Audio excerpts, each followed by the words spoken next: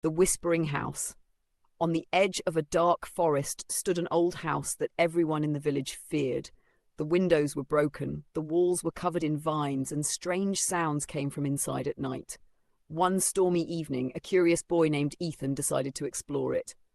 It's just an old house, he told himself. Lightning flashed across the sky as he pushed open the creaking front door. Dust filled the air. The floor groaned beneath his feet.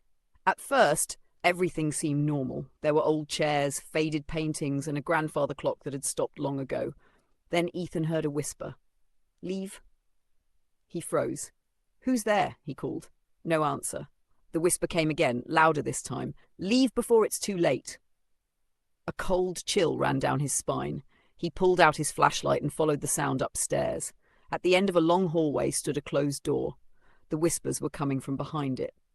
His hands trembled as he turned the handle. The room was empty. Suddenly the door slammed shut behind him. Bang! Ethan jumped. "Open!" he shouted, pulling at the handle. It wouldn't move.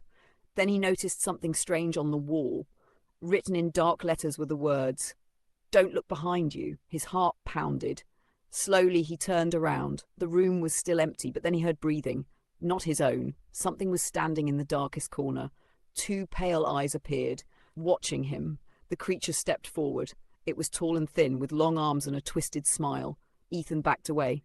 "What do you want?" he whispered. The creature didn't answer. Instead, it pointed toward an old mirror. The mirror's surface began to ripple like water.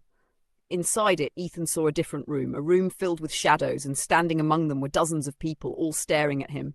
Their mouths opened at the same time. "Help us!" The mirror cracked. A freezing wind burst from it. The creature suddenly rushed toward Ethan. He screamed and covered his face. Then everything went silent. When Ethan opened his eyes, he was standing in the hallway again. The door behind him was gone. The house was quiet. Too quiet. He ran downstairs and out the front door without looking back. The storm had ended. Breathing heavily, he raced home. The next morning, he returned with several villagers to show them what had happened. But when they reached the forest, they stopped. The house was gone. There was nothing there except an empty field. "No house has ever stood here," one old villager said. Ethan stared in disbelief. He knew what he had seen. Years passed, but Ethan never forgot that night.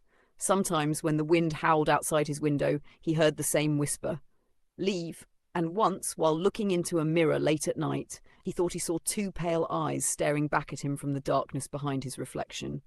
He never looked again. The end.